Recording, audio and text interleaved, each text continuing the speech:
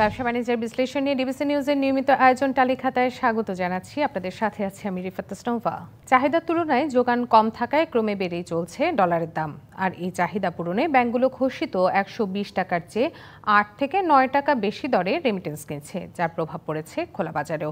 Dollar বিক্রি হচ্ছে 129 টাকায়। বাংলাদেশ ব্যাংকের তথ্য অনুযায়ী বর্তমানে ডলারের সর্বোচ্চ বেঁধে দেওয়া দাম 120 টাকা, যা গত জুনে ছিল 118, 2023-এর ডিসেম্বরে যা ছিল 110। সেই দিক থেকে হিসাব করলে এক বছরে দাম বেড়েছে 10 টাকা। আর বাজার বাস্তবতায় যদি দেখি তাহলে বেড়েছে প্রায় 18 টাকা। এমন পরিস্থিতিতে বৈশ্বিক মুদ্রা বাজার স্থিতিশীল করতে করণীয় কি, এসব নিয়ে আজ আমাদের আলোচনা। ডলারের দামের লাগাম টানার উপায় কি, আলোচনা করতে অনলাইনে যুক্ত আছেন Dhaka chamber of commerce and ইন্ডাস্ট্রির সাবেক প্রেসিডেন্ট আশরাফ আহমেদ এবং পলিসি এক্সচেঞ্জ অব বাংলাদেশের চেয়ারম্যান ও বিশ্বব্যাংক গ্রুপের সাবেক জ্যেষ্ঠ অর্থনীতিবিদ মাসুর রিয়াজ। আপনাদের দুজনকেই স্বাগত জানাচ্ছি। আমরা দেখছি মাসুর রিয়াজ আপনি আছেন আমাদের সাথে, আপনাকে দিয়ে আমরা শুরু করতে চাই। যেমনটি শুনছিলেন যে ডলারের দামের এই তারতম্য, আসলে ডলারের দাম এত বেড়ে যাওয়ার কারণ কি, আপনি যদি একটু বলেন যে বৈশ্বিক পরিস্থিতি কি শুধুমাত্র দায়ী নাকি আমাদের অভ্যন্তরীণ ব্যবস্থাপনারও কোনো ঘাটতি রয়েছে? না দেখেন, এই যে হঠাৎ করে যে দামটা বাড়লো গত দু সপ্তাহে, এটা কিন্তু আসলে বৈশ্বিক পরিস্থিতির জন্য এটা বলা যাবে না। এটা আমাদের বাংলাদেশের ভেতরের যে ডেভেলপমেন্টস, সেই কারণেই বেড়েছে। আমি দেখেন, এই পরিস্থিতিটা যেটা গত 2 সপ্তাহে সাডেনলি 127 এবং 100, আপনি যেটা বললেন 129 পর্যন্ত এই দামে ব্যাংকগুলো ডলার কিনছে রেমিটেন্স থেকে, বা দেখা যাচ্ছে যে খোলা বাজারে বিক্রি হচ্ছে বা এলসি হচ্ছে।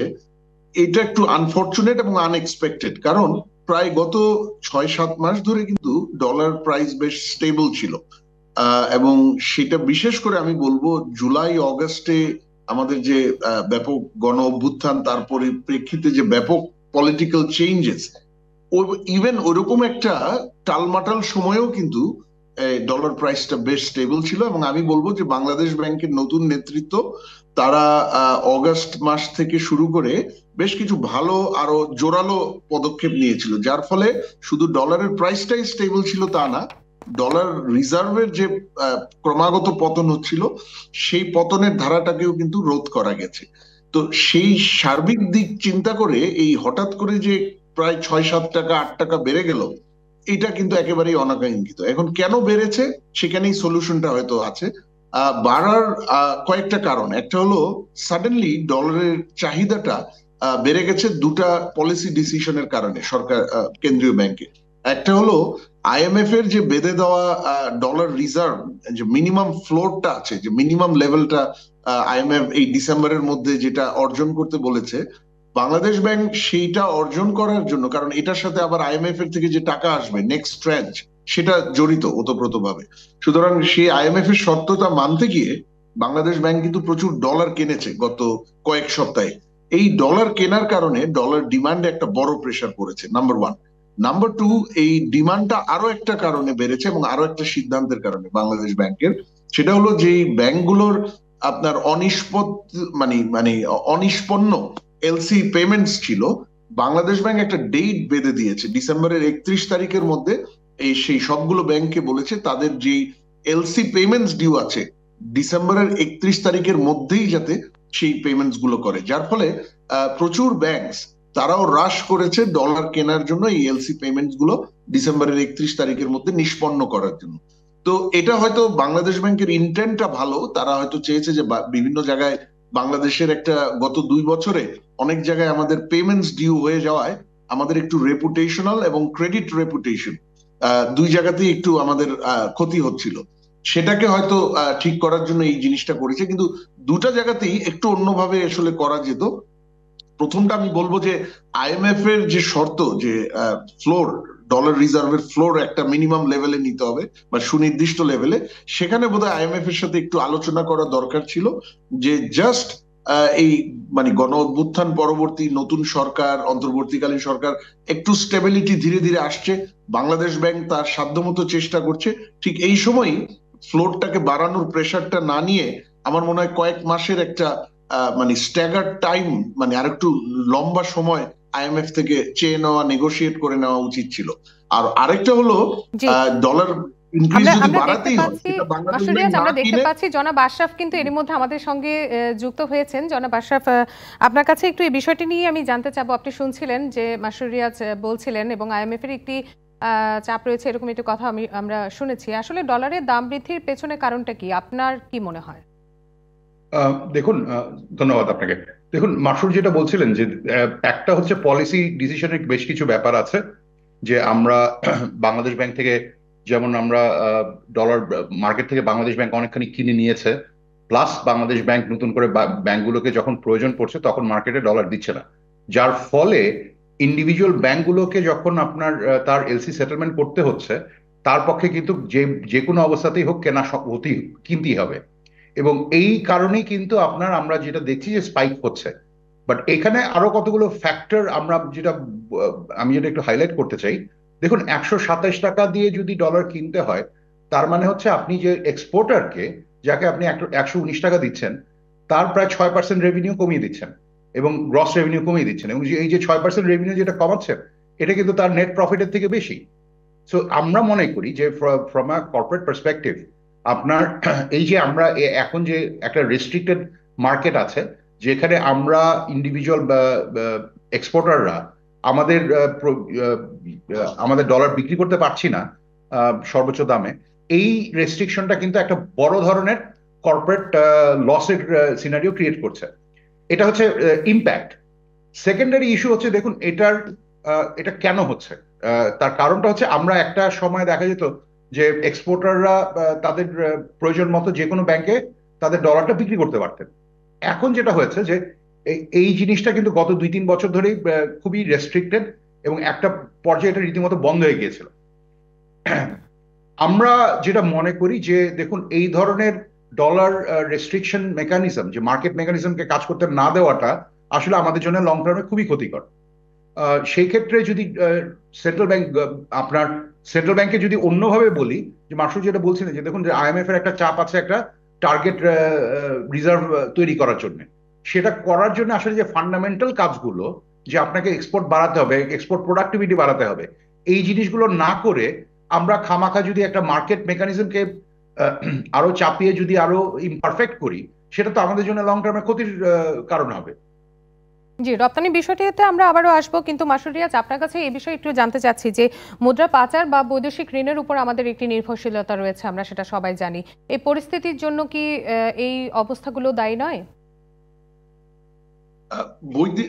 মুদ্রা পাচারের জন্য তো অবশ্যই দায়ী। আজকে 2022 সালে, প্রায় 2.5 বছর আগে, আমরা যে এই ব্যালেন্স অফ পেমেন্ট এবং ডলার টাকার যে স্টেবিলিটি, প্রাইস স্টেবিলিটির ক্রাইসিসে পড়লাম, এটার পিছনে একটা বড় কারণ ছিল ব্যাপক হারে মুদ্রা পাচার, যার একটা বড় অংশ হয়েছে ট্রেড বেসড মানি লন্ডারিং এর মাধ্যমে। তার মানে আমাদের এলসি যে দামে সঠিকভাবে যাওয়ার কথা ছিল, তার চেয়ে অনেক বেশি দামে এলসি হয়েছে, বা অনেক বেশি অ্যামাউন্টে। তার মানে আমার একটা আনন্যাচারাল, অস্বাভাবিক ডলার ডিমান্ড হয়েছে, এবং এটা বেশ কয়েক বছর ধরে হতে হতে 2022-এ গিয়ে এটা মার্কেট আর এটা নিতে পারেনি এবং এটা কোলাপস করেছে। এটাই হওয়া স্বাভাবিক। সেই ট্রেড বেস মানি লন্ডারিং হয়তো এখন কমে এসছে, এটা আমরা ধরেই নিতে পারি। এটার কারণ হলো অন্তর্বর্তীকালীন সরকার, তারা করাপশন, টাকা পাচার, ট্রান্সপারেন্সি, এই ব্যাপারে অত্যন্ত শক্ত জোরালো পজিশন নিয়েছে। একেবারে যে বন্ধ হয়ে গেছে সেটা বলা যাবে না, কারণ এটা পৃথিবীর কোনো দেশেই একেবারে এলিমিনেট করা যায় না। কিন্তু যেই হারে 2020, 21, 22 সালে হচ্ছিল, আমার মনে হয় না সেই লেভেলে। কিন্তু আজকে যে এই 2-2.5 বছর ধরে আমরা এই ব্যালেন্স অফ পেমেন্ট ক্রাইসিসে আছি, সেখানে টাকা পাচারের একটা বড় ভূমিকা আছে। আর বৈদেশিক ঋণটা আমাদের এক্সেসিভলি বেড়ে গেছে গত 10 বছরে। এটার কারণ হলো আমাদের যত্রতত্র আমাদের উন্নয়ন প্রকল্প নেওয়া হয়েছে বৈদেশিক ঋণের ভিত্তিতে। যেখানে প্রয়োজন নেই সেগুলো নেওয়া হয়েছে, যেগুলো অল্প দামে নেওয়া যেত সেগুলো বেশি দামে নেওয়া হয়েছে। কিন্তু সেইখানে আমাদের পেমেন্ট অব্লিগেশন কিছু বেড়েছে, এটা নিয়ে সন্দেহ নেই। কিন্তু মেইন প্রেশারটা আমাদের আরো বাড়বে আগামী বছর থেকে। সুতরাং এই যে গত 2-3 সপ্তাহে যে আমার এক্সচেঞ্জ রেট ভলাটিলিটি নতুন করে আসলো, সেখানে বৈদেশিক ঋণের পরিশোধটা এই গত 1 মাসের এটা ফ্যাক্টর না।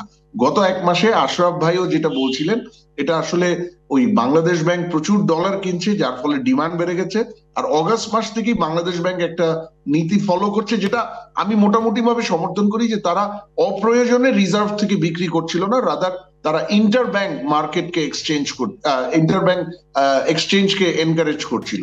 তো সেটা ভালো ভালো একটা দিক। তবে যখন প্রয়োজন হবে মানে একটু সাপ্লাই বাড়ানোর, তখন হয়তো তাদেরকে কিছু বিক্রি করার জি, জনাব মাসুদ রিয়াজ এবং জনাব আশরাফ আহমেদ, আমরা ছোট্ট একটি বিরতি নিচ্ছি, বিরতির পর আবারও আলোচনায় ফিরে আসবো। বিরতি নিচ্ছি। ব্যবসা বাণিজ্যের বিশ্লেষণ নিয়ে ডিবিসি নিউজের নিয়মিত আয়োজন টালি খাতায় সঙ্গে থাকুন। আবারও স্বাগত জানাচ্ছি। ব্যবসা বাণিজ্যের বিশ্লেষণ নিয়ে ডিবিসি নিউজের নিয়মিত আয়োজন টালি খাতায় আজকের আলোচনার বিষয় ডলারের দামে লাগাম টানা যাবে কিভাবে। আমাদের সাথে দুজন অতিথি যুক্ত আছেন এবং অতিথিদের কাছে আবারও যদি আমরা একটু যেতে চাই, আমি এই পর্যায়ে একটু জনাব আশরাফ আপনার কাছে একটু যেতে চাচ্ছি। আমরা জেনেছি যে যতটুকু অভিযোগ আমরা জানি যে ব্যাংক খাতে ডলারের লেনদেন নিয়ে কিন্তু একটি অভিযোগ আমরা পেয়ে থাকি, প্রায় শুনি। বিশেষ করে কালোবাজারি এবং কৃত্রিম সংকট তৈরির একটি প্রবণতার কথা কিন্তু আমরা জানি। তো ডলারের দাম বৃদ্ধির পেছনে কি আপনি মনে করেন না যে এই বিষয়টিও একটি নেতিবাচক প্রভাব ফেলছে? আমি ঠিক শিওর না আপনি কি ইন্ডিকেট করতে যাচ্ছেন। দেখুন, আপনি যখনই মার্কেটে কোনো ধরনের প্রাইস রেস্ট্রিকশন দিবেন, আপনার অটোমেটিক্যালি সেটা ডিমান্ড সাপ্লাইয়ের কারণে আপনার মার্কেটের বাইরে ক্রিয়েটেড হবে। আপনি যদি রেগুলেটরি ব্যারিয়ার্স ক্রিয়েট করেন, তখন ব্ল্যাক মার্কেট ক্রিয়েটেড হবে। এটার বাইরে কোনো কিছু অপশন আসলে হয় না। এইখানে যদি আমরা কিন্তু কারেন্ট যে ইন্টারেস্ট মানে আপনার এক্সচেঞ্জ রেটে যে ইনক্রিজ যেটা হচ্ছে, আপনি যদি এটার ফান্ডামেন্টাল কারণ দেখেন, অনেকগুলো ইস্যু আছে। এক নাম্বার হচ্ছে আপনার there is an underlying problem with the demand and supply. আমরা কিন্তু গত দেড় বছর খানেক ধরেই আমাদের ইম্পোর্ট ডিমান্ড যেটা, এটা কিন্তু অনেক বড়ভাবে সাপ্রেস করে রেখেছি। আমরা দেখেন যে আপনারা যেখানে আমাদের যে ইম্পোর্টের যে ভলিউম থাকতো আগে এভারেজ, সেটা প্রায় 25-30% কমে এসছে।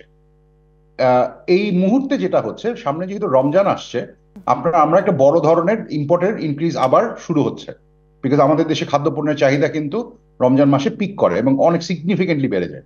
তো সেই কারণেই আপনার রমজান মাসে 3 মাস থেকে 4 মাস আগে থেকে দেখবেন যে ইম্পোর্টের রিকোয়ারমেন্ট বেড়ে যায়, ইম্পোর্টের পরিমাণ বেড়ে যায়। সো আপনার যেটা হবে ডিসেম্বর, জানুয়ারি, ফেব্রুয়ারি, আমাদের ট্রেড ডেফিসিট যেটা, এটার উপর একটা বড় ধরনের চাপ থাকবে। এই চাপটা মোকাবেলা করতে গেলে আপনাকে হয় রিজার্ভ থেকে ডলার সাপ্লাই করতে হবে, অথবা এক্সচেঞ্জ রেটের থ্রুতে এক্সপোর্ট বাড়ানোর চেষ্টা করতে হবে। কারণ এক্সচেঞ্জ রেটের ব্যাপারটা এমন একটা ইস্যু যে এটা তো আসলে শুধুমাত্র বাংলাদেশ সেন্ট্রাল ব্যাংকের ইচ্ছার উপর ডিপেন্ড করে না, এটা আমাদের লোকাল ইকোনমিক ডিমান্ডের উপর ডিপেন্ড করে, গ্লোবাল সাপ্লাইয়ের উপর ডিপেন্ড করে। এবং আমরা কিন্তু এক্সচেঞ্জ কন্ট্রোল রেগুলেশন এবং এই রেজিমের কারণে আমরা কিন্তু অনেকগুলো মার্কেট থেকে ডিসকানেক্টেড।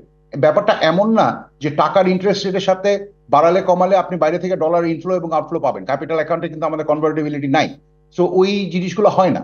সো ফলে কি হয় যে আমরা এমন একটা স্ট্রাকচারে আটকে গেছি যেখানে আপনি না পারছেন মার্কেট মেকানিজম ইউজ করতে, না পারছেন আপনি ম্যানেজ করতে। সো যদি ডিপার পার্সপেক্টিভে বলি, এটা রিফর্ম ছাড়া হবে না। জনাব মাসুদ রিয়াজ, আমরা জনাব আশরাফের কথা থেকে দুটি জিনিস খুব স্পষ্ট হলো। তার মধ্যে একটি হচ্ছে বৈদেশিক মুদ্রার রিজার্ভের কথা তিনি বলেছেন এবং আমদানি রপ্তানির কথা তিনি বলেছেন। আপনি কি মনে করছেন যে এই মুহূর্তে বৈদেশিক মুদ্রার যে রিজার্ভ রয়েছে সেটি স্থিতিশীল অবস্থায় আছে, এবং এটিকে আসলে বাড়ানোর জন্য কি ধরনের পদক্ষেপ সরকারের নেওয়া উচিত বলে আপনি মনে করছেন? দেখেন, রিজার্ভ যদি আমি গত 2.5 বছরের মানে যে ধারা তার সাথে তুলনা করি, এটা আসলে গত অগাস্ট মাস থেকে এটা বেশ মোটামুটি একটা স্টেবল অবস্থায় আছে, শক্তিশালী অবস্থায় নেই। কিন্তু এটার আপনি যদি দেখেন জুলাই মাস পর্যন্ত গত 2.5 বছরে এটা ক্রমাগত পতন হচ্ছিল। তো সেই পতন কেন ক্রমাগত হচ্ছিল, সেগুলোর অনেকগুলো ভুল সিদ্ধান্ত ছিল গত 2-2.5 বছরে। তো আমরা যেটা দেখেছি অগাস্টের আমরা ইন্টারিম গভর্নমেন্ট আসার পর, পার্টিকুলারলি বাংলাদেশ ব্যাংকের নতুন নেতৃত্ব আসার পর কিছু ইম্পর্টেন্ট সিদ্ধান্ত ওনারা নিয়েছেন, যার ফলে আমরা কিন্তু এই ক্রমাগত পতনটা মানে আর দেখছি না। এটা একটা ভালো দিক, এটা আমাদের একটা স্ট্রেংথ। এবং সেই কারণেই আমি বলছি, যে মুহূর্তে আমি রিজার্ভের পতনটা ঠেকাতে পেরেছি, তখন আসলে এই ডলারের প্রাইসের ইনস্টেবিলিটিটা কাম্য ছিল না, এটা অ্যাভয়েডেবল ছিল।